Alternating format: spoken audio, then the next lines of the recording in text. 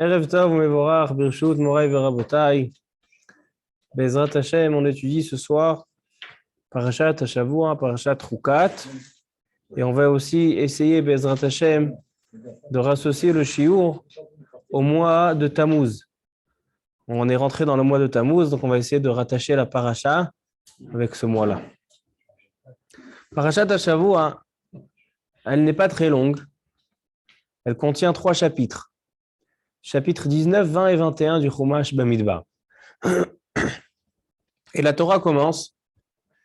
Vaidaber Hashem el Moshe vel Aaron lemor. Zot chukat haTorah. Asher tziva Adonai lemor. Daber el bnei Israël veikru elecha. Fara aduma temima. Asher en bahmum. Asher lo ala aleha ol. La mitzvah la plus célèbre, la plus étonnante. La mitzvah de la para aduma, la vache rousse. Lorsqu'un homme est impur à cause d'un contact avec un défunt, que ce soit dans la maison du défunt ou un contact physique, alors il a besoin de se purifier de cette impureté en prenant cette vache rousse. Il sortait du Beth Amikdash, il a brûlé avec les cendres, il prenait Maïm Chaim, avec de l'eau mélangée, et il se purifiait avec cette eau mélangée avec les cendres de la para aduma. Ça, c'est la mitzvah de la para aduma, une mitzvah que seul Moshe Rabbeinu connaissait la raison et le sens de cette mitzvah, comme il est écrit dit l'Alshich HaKadosh. C'est ce qui a marqué Veikru elecha para aduma. Pourquoi il m'a écrit Veikru elecha? Ils te prendront pour toi. Ce n'est pas un cadeau pour Moshe Rabbeinu, la para aduma. Il dit l'Alshich HaKadosh, Veikru elecha, il n'y a que toi qui connais. Et même Shlomo HaMelech, le plus grand sage, Amarti echkema vehi rechoka mimeni. Bien que il dit Shlomo HaMelech, que j'ai avancé et développé ma sagesse dans la Torah, cette mitzvah, elle est loin de moi. Vehi rechoka mimeni. Alors ça, c'est la mitzvah de para aduma. Ça, c'est le chapitre Yutet, le premier chapitre de notre parasha. Le deuxième chapitre, il nous parle de la faute en ce qui concerne l'eau. Myriam Hanevi'a, Myriam, la sœur de Moshe Rabbeinu, elle quitte ce monde à la fin des 40 ans dans le désert. Et donc, puisque le puits d'eau était grâce à elle, maintenant il n'y a plus d'eau. Maintenant, Am Yisraël va se plaindre et Akadosh Baruch Hu, il va demander à Moshe de faire sortir à partir d'un sela, d'un rocher, et c'était en fait le Be'era chez Myriam à la base, faire sortir de l'eau par un rocher. Et Moshe Rabbeinu, il a fauté. Il a fait le Chet Mehamarim, Chet Mara, Memara, et à cause de cette faute, il ne va pas pouvoir entrer en Eretz Israël. Ensuite, Aaron HaKohen quitte ce monde. Il va mourir dans Mitat Neshika. Ce qui s'appelle Mitat Neshika, c'est qu'Akadosh Baruch Hu lui-même lui retire sa Neshama, pas le Malach HaMavet. Moshe Rabbeinu, Rashi, il ramène que Moshe Rabbeinu, quand il a vu ça, il a voulu lui aussi, il a envié cette mort, et Akadosh Baruch Hu lui a accordé. Et comme ça, Moshe Rabbeinu aussi est Niftar. Ça, c'est le chapitre Kaf. Et le dernier chapitre de la paracha, chapitre Kaf Aleph, on voit que Am Israël, il avance pour pouvoir rentrer en Eretz Israël. Mais dans le chemin, il y a toutes sortes de mar'in bishin, toutes sortes d'embûches. Il y a Sichon Melech HaEmori, le royaume des Émori. Il y a Edom. Il y a le Kenaani, Amalek. Il y a Og Melech HaBashan. Des guerres qu'on va devoir faire la guerre pour pouvoir accéder en Eretz Israël. Donc en fait, on se trouve vraiment vers la fin du désert, parce qu'on est dans la 40e année. Voici les sujets de la paracha. Première chose qu'on va essayer ce soir dans le shiur, c'est rattacher tous ces sujets-là. Vous savez que dans la faute en ce qui concerne l'eau avec Moshe Rabbeinu, il y a quelque chose qui a précédé, je n'ai pas ramené, c'est qu'il y avait une épidémie de serpents. Quand en Israël, ils se sont plaints, Vaïlonu, ils se sont plaints parce qu'ils n'avaient plus d'eau, alors Akadosh Baruch Hu envoie une épidémie de serpents. Et comment cette épidémie s'est terminée? Akadosh Baruch Hu a dit à Moshe, fais un serpent en échochette Et donc, celui qui regardera ce serpent, cuivre, on dit, Nachon, fait un serpent de cuivre, et lorsqu'un homme observera, alors donc, première chose dans ce shiur, c'est, on va essayer de comprendre le rapport entre tous ces sujets-là, la para Adouma, la disparition de Myriam, le BR de Myriam, le puits, la faute de Moshe Rabbeinu, la ptira de Aaron et les guerres qui ont été faites. Et une des choses intéressantes aussi dans cette paracha, c'est qu'on a la shira du BR, le chant du BR. C'est que lorsque Am Israël, ils vont venir combattre le Hémori, etc., Kadosh Baruch Hu, il leur fait un S. C'est que le fleuve, c'est lui qui va leur montrer comme quoi ils ont gagné. Parce que du fleuve, de ce BR, de ce puits, il y a d'un coup du sang qui coulait, des membres qui passaient pour montrer à Kadosh Baruch Hu, leur montre, voilà, je suis Modia, je vous annonce que vous pouvez passer, je vous ai fait la guerre à votre place. Hashem ilachem lachem, ve'atem tacharishu. Donc voilà, premier point à travailler ce soir, quel rapport entre tous les sujets de cette paracha. Deuxième chose, au début de la paracha, Zot Rukat Torah. Tous les Mefarshim se posent la question célèbre, pourquoi il y a marqué Zot Rukat Torah? Voici la loi de la Torah. On aurait dû dire Zot Rukat Tahara, voici la loi de la purification, Zot Rukat Para, dit Or Chaim HaKadosh, la loi de la para. Pourquoi on dit Zot Rukat Torah? Donc tous les Mefarshim, tous les commentaires, chacun dans son chemin, chacun dans son kivun, mais tout le monde, ce qui va rassembler, le point commun entre tous les Mefarshim, c'est qu'il y a un enseignement profond au sujet de l'étude de la Torah. Zot Rukat Torah, la para Adouma ne nous enseigne pas seulement une des lois concernant la purification, mais aussi il y a quelque chose de profond dans para Adouma, Zot Rukat Torah. Il y a quelque chose à attirer. Alors, tous les Mefarshim, mais le Sforno aussi, il a une très très belle explication. Rabbeinu, on va dire Sforno. Et donc, nous aussi, Bezrat Hashem, on va essayer de trouver une explication, un chidouche, une nouvelle explication. Qu'est-ce que c'est Zot Rukat Torah? Le Ramban, Rabbeinu Moshe ben Nachman, il dit quelque chose d'intéressant. Il dit quelques phrases qui sont très très difficiles à comprendre. Cet après-midi, j'ai cherché dans les commentaires sur le Ramban. Le Ramban, c'est un commentaire qui est très très profond et que très souvent il est marqué Beremazim, vraiment comme exactement par allusion. Et donc il y a des livres entiers qui ont été écrits, commentaires pour pouvoir comprendre des pirouchim sur le Ramban. Et quand j'ai regardé les pirouchim sur le Ramban, j'ai pas trouvé une explication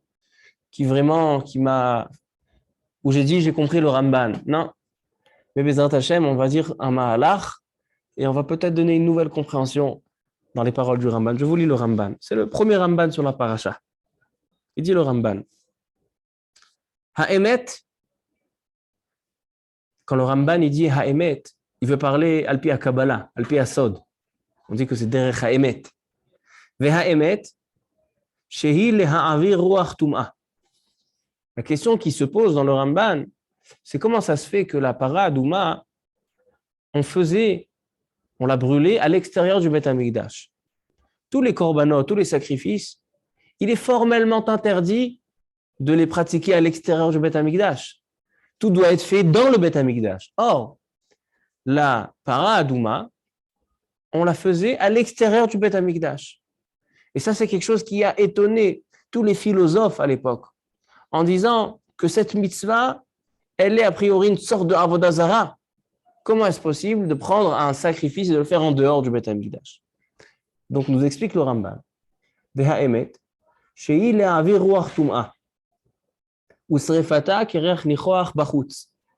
Il dit le Ramban que cette mitzvah doit être faite spécialement à l'extérieur du Beth Amikdash. Pourquoi? Il dit parce que le sens de la mitzvah, de brûler la para Adouma, elle est pour pouvoir rejeter une Toum'a. Et la Toum'a, donc l'impureté, est tellement forte qu'on doit la rejeter à l'extérieur du Beth Amikdash et non pas à l'intérieur. Il dit pourquoi? Il dit le Ramban, quel est le sens profond de Toum'at Met? quand il y a une impureté par un contact avec un défunt, comment se fait-il qu'il y ait une impureté? Il dit le Ramban, Ta'am tum'at met, be'etio shel nachash, ki הנפטרים בנשיקה לא יטמאו מן הדין, והוא שאמרו צדיקים אינם מטמאים. ולכך אמר הכתוב, זאת חוקת התורה, כלומר הנחקקת מן התורה, והיא תורה שבעל פה, על כן היא פרה והיא אדומה ממידת הדין. Quelques phrases dans le Ramban, très difficiles à comprendre. Il dit, l'impureté du mort, du défunt, Tum Atmet, elle vient à cause de Etio Shel Nachash, à cause du Nachash Akadmoni, le Nachash qui a fait fauter Adam Arishon. Quand Adam Arishon a fauté, alors, à cause de ça, il y a la mort qui est venue. Avant, on n'était pas censé mourir. Et quand Adam Arishon a fauté à cause du Nachash, le serpent a instauré, a rentré dans ce monde la notion, ce qui est la mort. Et la Tum'at Met, donc l'impureté, qui est rejetée suite à une disparition, quand on a un défunt, ça vient à cause du Etio Shel Nachash. Et il dit quelque chose d'intéressant. Ve'aniftarim beneshika, et ceux qui quittent ce monde beneshika, c'est-à-dire que Akadosh Baruch Hu, c'est lui qui retire la neshama et pas le malach hamavet, lo yetam'u, eux, ceux-là, ils ne rendent pas impurs à personne. Ou Kemoshe Amrou, dans le Zohar Akadosh, tzadikim enam metamim. Les tzadikim ne rendent pas impurs. Il y en a qui veulent dire que c'est même halakha le maaseh, que même un Kohen, il peut aller dans les kivrei tzadikim.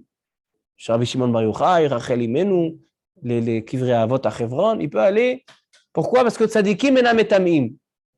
Halakha le maaseh, la majorité des poskim, ils n'acceptent pas. Rabbi Yosef, il dit non. Ça, c'est dans le Zohar. On ne peut pas être posek in halakha selon le Zohar. Mais comme ça, il y a marqué dans le Zohar. Tzadikim enam metamim. Alors, il dit, c'est pour ça que la para, elle est rouge, parce que le rouge, ça représente le din. Et ça, c'est la Torah chez Béal Pé. Toutes sortes de phrases que on ne comprend pas le rapport une à l'autre. Donc, voici ce que j'ai envie d'essayer de comprendre ce soir. Et à partir de ce Ramban, je me suis inspiré pour ce Yesod de ce soir. Et à la fin du shiur, on reviendra sur les paroles du Ramban. Donc, rappelez-vous, le Ramban, il nous dit la notion de que la Tum'at Met, elle vient à cause du Nachash, du serpent. Et donc, celui qui est tzaddik, alors lui, il n'a pas de problème de Tum'at Met. Pourquoi? Il n'y a pas de xéra du serpent. On ne sait pas. Ensuite, il nous parle de Nerkeket min Torah, la Torah chez Béal Pé qui est fondée par la Torah. Et il termine par la para, la vache qui doit être rouge. Ça symbolise Midat Adin. Divrei haramban stumim vachatumim. Les paroles du Ramban sont vraiment difficiles à comprendre. Et donc, Bezrat Hashem, on va travailler sur Ramban. Baruch atah Adonai Eloheinu melech haolam she'akol nהיה bidvaro. Amen.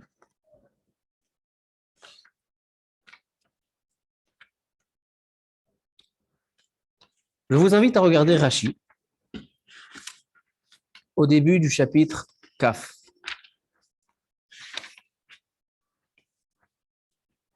Il dit Rashi, Perek Kaf, Pasuk Aleph. Dans le Pasuk, il est écrit Vayavou bnei Israël kol ha'eda mitbartzin b'chodesh harishon vayeshev ha'am bekadesh vatamot sham Miriam batikaver sham. Miriam et Niftera a quitté ce monde. Il dit Rashi, le deuxième Rashi, vatamot sham Miriam. Lama nismecha parashat mitat Miriam le parashat para aduma. Pourquoi la Torah, tout de suite après la paracha de para aduma, nous a ramené la disparition de Miriam? Lomar lecha ma korbanot mechaprim af mitat atzadiki mechaperet. Pour nous dire un enseignement que de la même manière que la para aduma et que les sacrifices, les korbanot, ils sont mechaprim, ils viennent nettoyer la faute. Ainsi, la disparition des tzadikim, c'est une kapara pour la génération, c'est un pardon pour les fautes de la génération. C'est pour ça que para aduma, elle a été marquée en même temps avec la mitad des tzadikim. A priori, ce Rashi est très étonnant.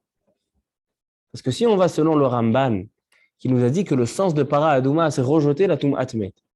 Or, le tzadik, on a dit le Ramban, il n'y a pas de Tum'at Met chez le tzadik. Les tzadikim, ils ne sont pas metamim. Donc, a priori, il n'y a rien à voir entre para aduma et les tzadikim, parce que c'est exactement l'inverse. Et donc, si tu veux me dire, non, pour te dire que de la même manière que les sacrifices sont pour le pardon, Paradouma, elle n'est pas pour une kaparat avonot. C'est vrai que Rashi, il dit, Rashi, à la fin de Perek Aleph, il ramène que la paradouma, c'est une kaparat avonot, c'est un korban qui vient pardonner sur la faute du veau d'or. Et c'est pour ça qu'on prend une vache. Tavo ha'em, vient la maman du veau, et bena, pour pouvoir nettoyer les excréments de son fils. Le veau, il a fait la saleté, il a fait des dégâts, il a fait la faute du veau d'or. Alors la maman paradouma, elle vient. C'est vrai, ça c'est alpi drash. Mais alpi pshat, selon le sens simple du pasouk, la paradouma, elle vient pas pour une kapara, mais elle vient pour seulement enlever, retirer la toum atmet. Donc quel rapport avec la mitat tzadikim? On aurait dû mettre mitat tzadikim avec les korbanot dans Vaikra. Là-bas, on a le korban khatat, korban hacham. Là-bas, ce sont des korbanot qui sont kaparat avonot.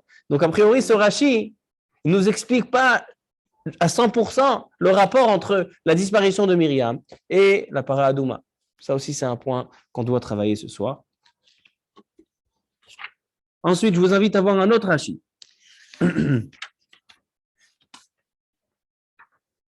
Dans le même chapitre, le Père Ekaf,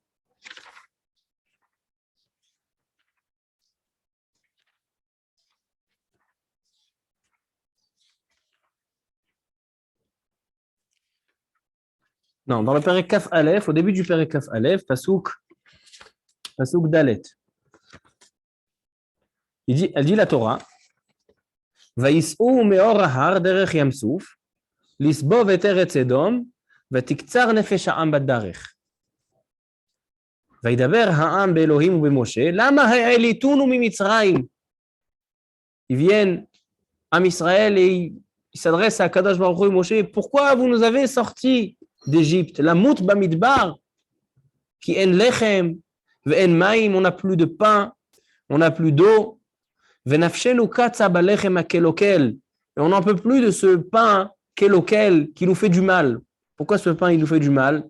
Parce que la manne, il dit Rashi, regardez Rashi, balechem akelokel, les fiches haman nivlar ba'evarim. Vous savez que la manne, elle s'appelle, dans la Gemara, lechem abirim. Le pain des abirim. Pas des abirim, c'est le pain des malachim. Mais aussi, il a dit la Gemara, abirim, on peut le lire aussi evarim, dans les membres. Le man, il s'avale dans les membres, c'est-à-dire qu'il n'y avait pas d'excréments. Il ne devait pas aller aux toilettes quand on mangeait la manne. Alors donc, il disait, les filles chez Haman, Nivla Baevarim, Krahou, Klokel. C'est pour ça, comme il s'avalait dans les membres, ils ont dit que la manne, c'est un pain qui nous massacre la santé. Amrou, Atid Aman Azeshit Parbeme'en, où ils ont dit, en fait, la manne, elle reste dans l'estomac et on la digère pas. Et qu'est-ce qui viendra un jour? On va enfler, on va s'exploser à cause de cette manne. Est-ce que ça peut exister une nourriture qui rentre et qui ne ressort pas? Je continue. Pasuk Vav. Vaishalach Hashem ba'am et anechashim. Haserafim. Kadosh Baruch Hu a envoyé les serpents. Vainashechu et ha'am. Ils ont mordu le peuple. Vayamot amrav mi Israël. Il dit Rashi. Vainashechu et ha'am. Pourquoi Akadosh Baruch Hu a choisi comme épidémie le serpent? Il manque d'épidémie, de sorte d'épidémie. Pourquoi le serpent?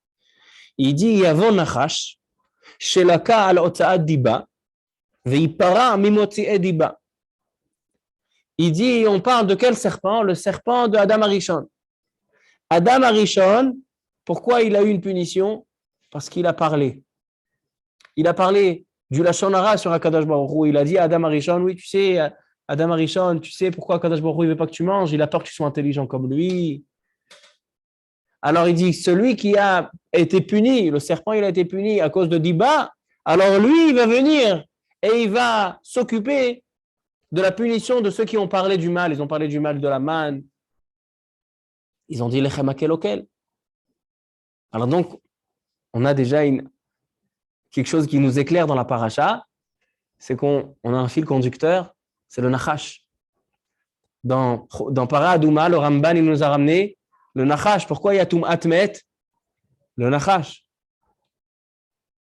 La suite, elle est la disparition des tzadikim. Pourquoi chez les tzadikim, il n'y a pas de Tum Atmet? A priori, parce qu'il n'y a pas de nachash. Il n'y a pas le nachash, il ne s'en prend pas aux tzadikim. On va voir pourquoi. Et maintenant, la suite de la paracha, c'est l'épidémie des nechashim. On reprend le même nachash. Je continue, Rabotai. Quelques psukim plus tard, dans le pasuk Yud Zayin, Perek Kaf Aleph, pasuk Yud Zayin, il y a le chant du Be'er, le chant du puits. Az yashir Israël et ashira azot, Ali Be'er enula. Il y a une particularité dans ce chant. Il y a 10 chants en tout chez Am Israël. Et ça fait partie des 10 chants. Eser Shirot. Ce chant-là, il n'a ni le nom de Akadosh Baruch Hu, ni le nom de Moshe Rabbeinu. Tous les matins, on dit Az Yashir Moshe, Ouvnei Israël. Ici, il y a marqué Az Yashir Israël. Dans la Shira, on dit Ashira al Hashem. On chante à Hashem. Ici, il n'y a pas marqué Ashira al Hashem. Akadosh Baruch Hu, Moshe Rabbeinu manque dans cette Shira. Et Rashi nous pose la question. Regardez Rashi dans le pasuk Kaf. Bimchokek. Il dit Rashi, pasuk Kaf, Bimchokek. Alpi Moshe Mechokek, Shenemar Kisham Chelkat Mechokek. Et là, Rashi demande la question. Velama lo nizkar Moshe beshirazu. Pourquoi Moshe Rabbeinu n'est pas mentionné dans ce chant? Les fiches et la ka al yedei habe'er. Parce que Moshe Rabbeinu, il a été puni à cause du puits d'eau. Et donc, c'est pour ça qu'il n'a pas été mentionné dans le chant du puits. Et puisque Moshe Rabbeinu n'est pas mentionné, Akadosh Baruch Hu aussi, il n'est pas mentionné dans ce chant. Pourquoi? Machal. Il dit ici, il y a un machal. Il y avait un roi, Melech, Shayu Mezamnim Otol la Saouda. Il y avait un roi qu'on a invité à un repas, un festin. Qu'est-ce qu'il a dit le roi? Im ohavi sham, ani sham. Ve'im lav, eni oler. Si mon ami proche, mon bien-aimé, va venir à ce festin, je viens. S'il ne vient pas, je ne viens pas. Alors, c'est-à-dire que Moshe Rabbeinu, il est dans ce chant? Non, il n'est pas dans ce chant. Si Moshe Rabbeinu, il n'est pas dans ce chant, il dit à Kadosh Baruch Hu, moi, si je ne suis pas dans ce chant. Qu'est-ce que ça veut dire? Quelle est la signification des paroles de Rashi? Il y a un sefer. Il s'appelle Tiferet Shlomo, un des livres de Chassidut, un élève du Magid Milublin. Il dit le Tiferet Shlomo, il dit qu'il y a marqué dans les Sfarim Akdoshim, dans le livre de Kabbalah, que l'étude de la Torah Lishma, c'est les lettres, les Moshe. Pour dire qu'un Talmid Chacham, quelqu'un qui est investi dans l'étude de la Torah, Lishma, il a un nitzot, c'est-à-dire il a une part de la Neshama de Moshe Rabbeinu. Le Lishma se transforme en les Moshe.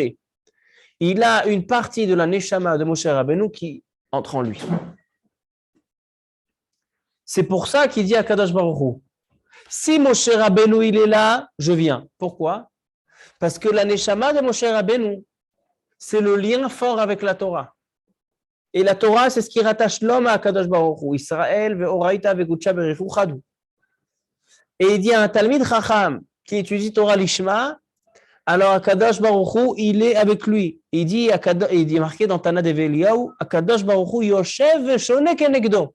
Écoutez bien, il dit Tana Dev Eliyahu, Eliyahu Hanavi, il dit que lorsqu'il y a un Talmid Chacham qui étudie Torah Lishma, alors il y a Akadosh Baruch Hu qui est assis en face de lui et qui étudie en face de lui. Comme si c'était une chevruta. Alors il dit Akadosh Baruch Hu, si Moshe Rabbeinu ohavi sham ani sham. Tout à l'heure, on va expliquer encore un petit peu plus profond ces paroles de Rashi. Alors, à Botaï, on a posé plusieurs questions. On va essayer de répondre. Le temps qui nous reste, on va essayer de répondre et de dire le Yesod. Dans la paracha, on mentionne beaucoup la notion de Zchut Avot, le mérite des patriarches. Par exemple, on a vu que Mitat Tzadikim Mechaperet. Lorsqu'il y a des tzadikim qui quittent ce monde, c'est une kapara. Pourquoi? Parce que nos patriarches, nos tzadikim, ils sont responsables sur nous. Un rav, il a des élèves, ses élèves sont comme ses enfants. Et donc, c'est une kapara, c'est un zchut avot. Mais venez, on essaie de comprendre comment ça marche, ce zchut avot. S'il y a un patriarche qui a été tzadik, alors quoi? Et son petit-fils, il est rachat. est-ce que ça peut servir à quelque chose? Et si disons que le petit-fils, il est tzaddik, alors qu'est-ce qu'il a besoin du srout avot? Miman nafshach. Comment ça marche, srout avot? Non seulement ça, c'est qu'à la fin de la paracha, il y a deux guerres. Deux guerres de Am Israël contre les nations, contre Sichon melech ha-Emori et contre Og melech ha-Bashan. Qu'est-ce qui s'est passé là-bas? Dans Sichon melech ha-Emori, la guerre s'est passée très facilement. Am Israël, il y avait Sichon melech ha-Emori, ils sont venus combattre, ils ont gagné. Am Israël, il a gagné, Nifla beyoter.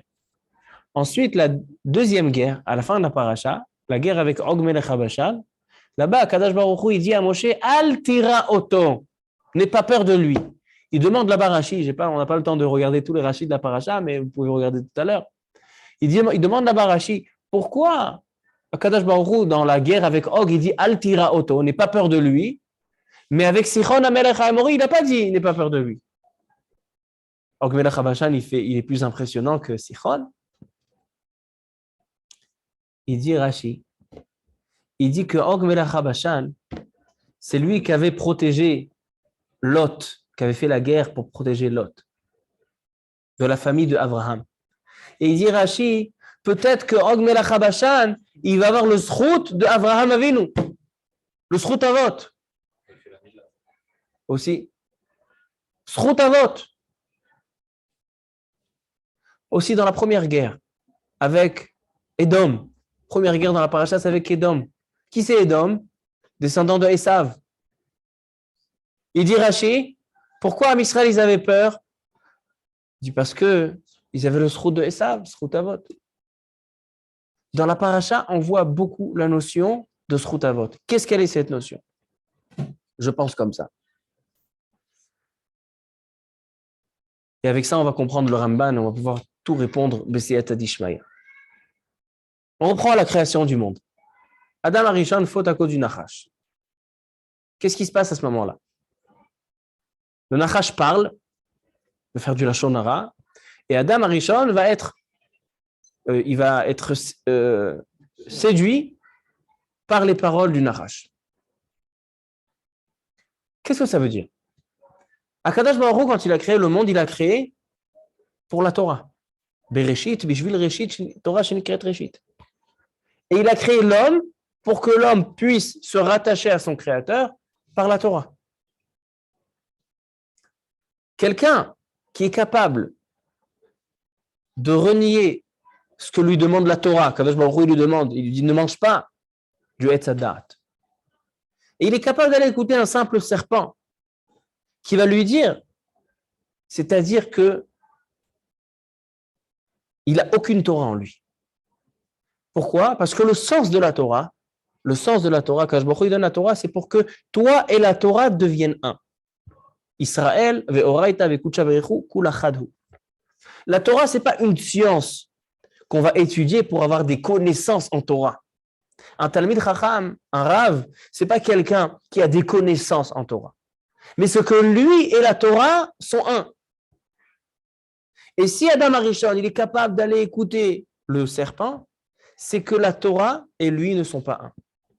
Parce que lorsqu'on est unis avec la Torah de manière vraiment profonde, c'est inacceptable. C'est quelque chose qui ne viendrait jamais à l'esprit d'aller écouter un serpent. Et c'est ça, Rabotai, l'impureté et la mort qui a été instaurée à ce moment-là dans le monde, elle est à cause de ça. Pourquoi? Parce que le but de la vie, Akadosh Baruch Hu vayipach be'apav nishmat chaim, Akadosh Baruch Hu, il met la neshama dans l'homme. Il souffle la neshama dans l'homme. Si toi tu es uni avec Akadosh Baruch Hu, donc le souffle peut tenir, parce que c'est comme quelqu'un qui gonfle un ballon. Alors s'il ferme le ballon, ok, mais l'homme, les nekavim, donc les trous chez l'homme, ils ne sont pas fermés, il n'y a pas un nœud au ballon. Forcément, c'est qu'Akadosh Baruch Hu, à chaque seconde, il nous souffle une neshama. Vayipach be'apav nishmat chaim. Maintenant, si le malach hamavet, le serpent, il va nous retirer la vie, c'est en fait quoi? C'est qu'il va montrer à Kadosh Baruch Hu et dire voilà, cet homme-là, il n'est pas uni avec toi. Donc, c'est-à-dire, il n'a pas l'union, la Torah, qui va unir les trois éléments, à Kadosh Baruch Hu, Am Israël et la Torah. Donc, le souffle que tu lui souffles, il n'est pas justifié. Donc, le malach hamavet, le nachash, le yetzer hara, c'est le même. Le nachash, c'est le satan, c'est le malach hamavet. Lui, il va en fait faire retirer le souffle d'Akadosh Baruch Hu, puisque il va montrer à Akadosh Baruch Hu, tu vois, cet homme-là, il faute. Il n'est pas uni avec Akadosh Baruch Hu, avec la Torah, et donc pas uni avec toi. Donc, tu dois le retirer son souffle. Ça, c'est ce qui s'est passé à la faute de Adam Arishon. À partir de ce moment-là, le Nachash, il a une possibilité.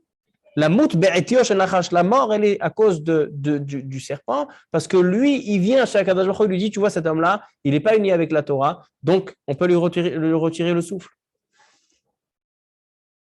La Tum'at Met, elle est aussi compréhensible selon ça. Parce qu'un homme, quand il meurt par les voies naturelles, ce qu'on appelle le Nachash. Ça prouve qu'en lui, il a l'impureté du Nachash. Donc, c'est pour ça qu'il rejette une impureté, la Tum'at Met, la Tum'a du Nachash. Et c'est pour ça que la para Adouma, il dit le Ramban, elle devait être faite à l'extérieur, parce que la para Adouma, qui est Midat Adin, pourquoi c'est Midat Adin para Adouma? Elle est rouge, comme on le dit. Parce que c'est qui? Quand on va utiliser la para Adouma, lorsqu'il y a une Tum'at Met. Pourquoi la Tum'at Met? Parce que l'homme, il n'est pas uni avec la Torah. Donc, la para Adouma, c'est Midat Adin. Et Rabotai, maintenant je comprends pourquoi les tzadikim, il n'y a pas de Tum'at Met. Les tzadikim, il n'y a pas de Tum'at Met parce que chez eux, il n'y a pas la notion du serpent. À Kadosh Baruch Hu, c'est quoi Mitat Neshika? C'est que Kadosh Baruch Hu, il t'a donné le souffle, maintenant il a décidé de te le reprendre. Pas parce que tu as fauté, pas parce que le Nachash, il vient se mêler. Le souffle qui a été donné, Yesh Neshika, Kadosh Baruch Hu, il te le retire. C'est pour ça que les tzadikim, ils sont en Mitat Neshika, c'est-à-dire qu'il n'y a pas d'intervention du Nachash. S'il n'y a pas d'intervention du Nachash, il n'y a pas de raison d'avoir Tum'at Met. Comme ça, j'ai envie d'expliquer le Ramban. J'ai demandé à un Rav cet après-midi au Rosh Kolel, est-ce qu'il pense que c'est vrai, ce que je dis, est-ce que ça rentre dans le Ramban?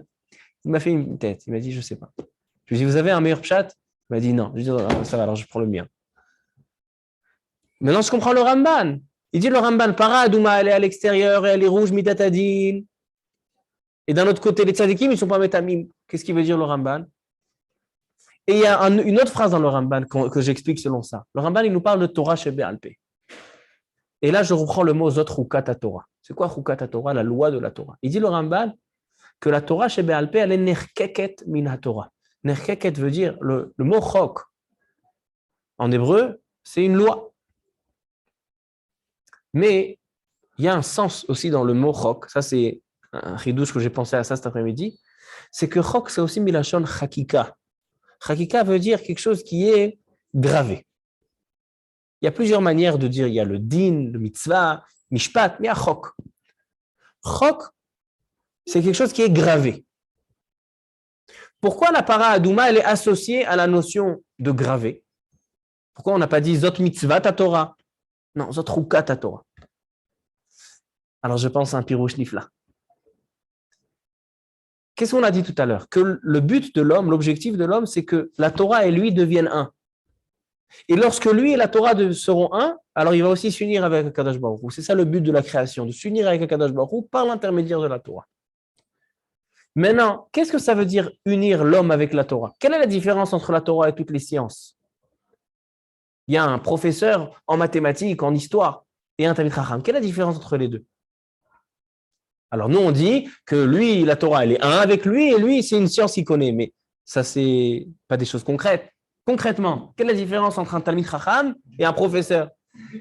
Émet, il a fait. Mais des fois, on trouve des professeurs que toute leur vie aussi, elle est dans leur domaine. Alors moi, je pense, rajouter ce que vous dites, c'est nifla, mais j'en vais rajouter encore un point. C'est que le Talmid Chacham, la Torah, elle est gravée en lui. Veut dire qu'un homme qui est capable de changer ses midot pour la Torah, son comportement, changer ses habitudes, son caractère, ses anagot tovot, une bonne conduite avec les autres, il devient Baal Chesed. Un homme que la Torah, elle devient gravée chez lui, ça c'est un Talmid Chacham. Le professeur, même s'il connaît sa science à la perfection, et tout ce qu'il fait toute la journée, c'est son domaine, mais le sujet et le thème et le domaine où il se trouve ne pourra pas influencer sa personnalité. Or, la Torah, une vraie Torah, c'est une Torah qui va se graver chez l'homme. Et c'est ça, Rabotai, la notion de Torah Shebichtav et Torah Shebe'alpeh. La Torah Shebichtav, c'est la Torah. C'est quoi la Torah Shebe'alpeh? C'est la Torah qui est gravée chez un homme. Et à partir de maintenant, chaque ridouche qu'il va donner, c'est une Torah Shebe'alpeh. C'est plus une Torah écrite dans le Sefer Torah, dans le Aaron Kodesh. C'est une Sefer Torah à lui. Parce qu'il a rendu la Torah chakouk, gravée en lui. Maintenant, Rabotai. Comment? Okay. Mais on veut notre part. Et notre part veut dire qu'on est unis, mais la Torah est gravée en nous. Et donc maintenant, Rabotai, je comprends maintenant selon ça, pourquoi le Tamid Chacham, le Tzadik, il n'a pas de Toum Atmet.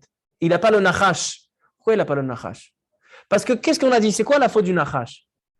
Le Nachash, il a dit à Kadosh Baruch Hu, tu vois, Adam Arishon, il m'écoute au lieu de t'écouter, ça veut dire que la Torah, lui, c'est pas un. Mais lorsqu'un homme, il est uni avec la Torah, et donc chaque décision, c'est une décision de Torah, c'est pas une décision à lui, donc il n'y a plus lieu à écouter qui que ce soit. Donc le Nachash, il n'a rien à voir là-dedans. C'est pour ça que le Tzadik, en tum atmet. Ça, c'est pour comprendre le Ramban. Maintenant, selon ça, je comprends toute la paracha Rabotai. On a dit quel est le rapport entre Para Adouma et la disparition de Myriam. Myriam, c'est elle qui a donné le BR, le puits de Myriam. Le puits de Myriam, c'était un puits intéressant. C'était un puits qui sortait pas de la terre, mais d'un rocher. C'est-à-dire qu'il y avait un trou dans le rocher, et le rocher faisait sortir de l'eau. C'est-à-dire que l'eau a troué le rocher. Il y avait deux grands tzadikim, Rabbi Akiva et Rabbi Yehuda Anassi, les auteurs de la Torah Shebe'alpeh. Rabbi Akiva, c'est celui qui a mis en place des élèves pour la Torah orale, et Rabbi Yehuda Anassi, c'est celui qui a écrit tous les Mishnayot, tout le chasse, toute la Torah orale. Maintenant, ces deux personnes-là, Rabbi Akiva et Rabbi Yehuda Anassi, il y a un commentaire sur le Ramban qui dit quelque chose d'extraordinaire.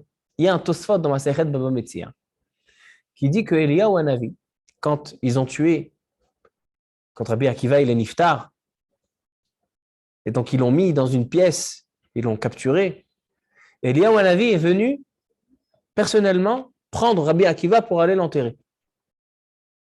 On lui a demandé, comment c'est possible que tu vas prendre Rabbi Akiva, Eliyahu Hanavi? Toi, tu es Kohen. Eliyahu Hanavi, c'est Pinchas. Tu es Kohen. Un Kohen, il n'a pas le droit de s'impurifier. Qu'est-ce qu'il dit? Il dit, il n'y a pas de Touma. Une deuxième histoire qui ressemble, chez Rabbi Yehuda Anassi. Dit la Gemara que quand Rabbi Yehuda Anassi est niftar, batla kehuna. La kehuna, le Kohen a été annulé. Qu'est-ce que ça veut dire? Parce que ce jour-là, les Kohanim se sont occupés de la lévaïa de Rabbi Yehuda Anassi. C'est-à-dire que quand on a le summum de la Torah Shebe'alpeh, et on a dit que c'est quoi la Torah Shebe'alpeh? Une Torah ancrée chez l'homme, une Torah gravée dans l'homme, donc là ça devient Torah Shebe'alpeh. Alors les deux auteurs de Torah Shebe'alpeh, Rabbi Akiva et Rabbi Yehuda Anassi, ces deux-là on voit que Eliyahu Hanavi qui était Kohen et les Kohanim se sont occupés de leur lévaïa. Parce que le Nachash il n'a pas de place et donc il n'y a pas de Touma Tmet. Donc, Rabbi Akiva, comment il est devenu Rabbi Akiva à l'âge de 40 ans? On a ramené ça cette semaine. Parce qu'il avait vu de l'eau qui faisait un trou dans le rocher. Il a dit, si l'eau, qui est quelque chose de mou, ça peut faire un trou dans un rocher qui est dur, alors la Torah, qui est comme du fer, ne pourra pas me trouer le cœur. Ce qu'il veut dire. Il dit, ça ne peut pas être gravé en moi. C'est-à-dire que qu'est-ce qui nous donne la notion de la Torah Shebe'alpeh qui est gravée dans le corps de l'homme? Comme j'ai dit, le Gaon de Vilna a dit que c'est plus facile d'étudier plusieurs fois le chasse, des centaines de fois le chasse, plutôt que de rectifier une mida, l'orgueil, la ga'ava, une mida. Et la Torah, elle est censée faire ça. La Torah, elle est censée trouer les midot. Elle est censée trouer le mauvais caractère de l'homme, les mauvais anhagot, les ma'asim ra'im. C'est ça ce que la Torah est censée faire. Donc, Rabotai, d'où la Torah Shebe'alpeh vient, du puits de Myriam. On a dit que le puits de Myriam, il ramène la sagesse. Pourquoi la Torah chez Béalpé? Il ramène la notion de trouer, avanim, maim shachaku avanim. L'eau, elle peut trouer la pierre. Ça, c'est l'enseignement du Be'era chez Myriam. Donc maintenant, je comprends pourquoi la Torah, elle a mis Parashat Chukat, la Chukat à Torah. Et c'est ça, la Chukat à Torah, c'est le chok gravé à côté de Myriam, parce que le Be'er chez Myriam, il nous enseigne ça. Ensuite, qu'est-ce qu'on a? On a l'épidémie des serpents. C'est quoi l'épidémie des serpents? Celui qui va se rattacher au serpent, faire du lachon hara sur la manne en disant c'est un pain lechem akelokel, alors c'est quelqu'un qui se rattache au serpent. Donc la mort doit venir par qui? Par le serpent. Et enfin, à la fin de la paracha, la guerre avec, on a parlé du Srutavot. C'est quoi le Srutavot? La Gemara dans Shabbat, elle dit qu'en Israël, quand ils étaient au Mont Sinaï, Paskaz ou Hamat Nachash, quand ils étaient au Mont Sinaï, le Nachash, il a quitté. Pourquoi? Au Mont Sinaï, on a reçu les Luchot. Et les Luchot, les 2 tables de la loi, comment ils étaient? Ils étaient gravés. Ils n'étaient pas écrits avec de l'encre, mais gravés. Et l'enseignement des Luchot, c'est dire que la Torah, elle n'est pas censée être comme de l'encre sur un parchemin. Et donc, l'homme, il reste l'homme, sauf qu'il a aussi la mitzvot. Il a aussi, en plus, les mitzvot. C'est un homme normal, avec des tefilines, avec un talit. Non. Les Luchot, ils nous enseignent, les tables de la loi enseignent que l'écriture de la Torah et que le corps, la neshama et le gouffre, ça doit être une chose. La Torah, elle est censée te graver. C'est pour ça que quand ils sont arrivés à Sinaï, la Zohama du Nachash, la saleté du Nachash, elle est partie. Et ça, c'est grâce à qui? À nos pères. C'est-à-dire que le Srutavot, ce qui vient nous rapporter, c'est est-ce qu'on est menacé par le Nachash ou pas? Si on suit le chemin de nos pères, le Srutavot, alors comme nos Srutavot, nos pères, ils ont réussi à se séparer, à annihiler la saleté du Nachash, donc nous aussi on peut profiter, mais à condition qu'on suit leur chemin. Et quelqu'un qui suit le chemin, le Nachash, il ne peut pas. Quand on voit ça dans David Amelech. David Amelech, la Gemara Shabbat, dans la page 30, elle dit que David Amelech, le jour où il devait partir, quitter ce monde, le Malach HaMavet, il venait toute la journée. Et David Amelech, il étudiait. Qu'est-ce qu'il a fait? Il a fait du bruit. David Amelech, il s'est arrêté d'étudier. Et là, le Malach HaMavet, il n'a plus venir. Pourquoi? Parce que là, quand un homme, il est uni avec la Torah, alors il n'y a pas de Nachash. Il n'y a pas de Toumatmet. Et c'est ça la guerre. La guerre, elle est, est-ce que les forces du mal, ils peuvent avoir, parce que le Nachash, c'est quoi? C'est ce que les forces du mal, ils peuvent s'emparer de l'âme Israël. Alors donc la guerre avec les nations, est-ce que les forces du mal, ils peuvent se combattre contre Am Israël? Ça dépend de ça. Est-ce qu'on est unis avec la Torah et donc le Nachash, il n'a plus aucune force, aucun pouvoir sur nous? Ou bien non, on est unis avec le Nachash, le Yetzer Hara, et la Torah, c'est pas, on a notre comportement, on a aussi la Torah de temps en temps. Alors là, on ne peut pas gagner la guerre. Et si Am Israël, ils ont gagné la guerre, c'est que grâce à ça. Je comprends aussi maintenant ce qu'il dit Rashi, le Tiferet Shlomo, dans la Shira du BR. Si Moshe, il est là, je suis là, il dit à Kadosh Baruch Hu. Mais s'il n'est pas là, je ne suis pas là. Pourquoi? Parce que lorsqu'un homme, il a atteint le degré de Moshe Rabbeinu, que la Torah et lui, c'est une seule chose, donc il est uni avec Kadosh Baruch Hu. Mais lorsqu'il n'est pas, alors non. Et c'est ça ce qu'il dit, que celui qui étudie Torah l'Ishma, alors c'est Otiyot les Moshe, l'Ishma Otiyot les Moshe, parce qu'il a une partie de la Neshama de Moshe Rabbeinu en lui. Et je termine, Rabotai, avec le rapport avec le mois de Tammuz. Le mois de Tammuz, on a le jour de Yudzaïn Betammuz, le jour de jeûne de 17 Tammuz. C'est en fait le début et les éléments qui vont enclencher la destruction du Beth Amikdash. Qu'est-ce qui s'est passé le 17 Tammuz? Dit la Mishnah dans la Sechet Ta'anit, dans la page 30, elle dit qu'il y a 5 choses qui se sont passées. Ishtaberu aluchot. Les luchot ont été cassés. Ouamad Tselem Ba'echal. Saraf apostemos et Torah. Ils ont brûlé la Torah. Maintenant, Rabotai, qu'est-ce qui s'est passé? Yudzaïn Betammuz. En fait, ce qui s'est passé à Yudzaïn Betammuz, c'est la possibilité du mal de s'emparer de Ham Israël. Prendre un Sefer Torah et le brûler veut dire que les Goïm ont atteint la Kedusha de Ham Israël. Saraf apostemos et Torah. Nishtaberu aluchot. Les luchot ont été cassés. Ça veut dire quoi? La luchot, ce qui symbolise la Torah gravée dans l'homme, ça a été cassé. C'est-à-dire que la paracha de la semaine, elle a un lien fort avec le mois de Tammuz. Parce que le mois de Tammuz, le tikkun, la réparation, si on a envie de faire reconstruire le Beth Amikdash et transformer le 17 Tammuz en jour de fête, c'est seulement si on arrive à ce degré-là que la Torah, elle est gravée en nous. Elle nous a changé tout notre mode de vie, tout notre comportement, notre vue sur le monde. C'est pour ça que la Gemara dit, avec ça je termine, la Gemara dans Nedarim, elle dit pourquoi le deuxième Beth Amikdash a été détruit. Elle dit la Gemara parce qu'ils n'ont pas fait Birkot à Torah. Alors il y a un Ran connu là-bas et le Beit Hadash, il dit quoi? Parce qu'ils n'ont pas fait Birkot à Torah, alors c'est à cause de ça qu'on doit faire détruire le Beth Amikdash. Il dit parce que celui qui fait Birkot à Torah, il montre que la Torah, elle fait partie de ses eaux. Elle coule dans ses eaux. Mais quelqu'un qui ne fait pas Birkot à Torah, c'est-à-dire qu'il prend la Torah en tant que livre de science, donc elle ne fait pas partie de lui. C'est lui plus la Torah. Ce n'est pas l'objectif de la Torah. Et la destruction du Beth Amikdash, c'est à cause de ça. C'est-à-dire que l'enclenchement de la destruction du Beth Amikdash, c'est Yudzaïn Betamuz. C'est est-ce que la Torah et l'homme, c'est un, et donc il y a donc le Nachash, il ne peut pas s'emparer d'Am Israël, ou bien non? Il est séparé, donc il peut s'emparer de l'homme. Tout dépend de nous. Tout dépend de notre travail, combien on est rattaché à la Torah, combien on vit, et combien la Torah elle est gravée en nous. Et c'est que comme ça qu'on peut repousser les forces du mal et le serpent. Baruch Adonai Le'olam. Amen. Amen.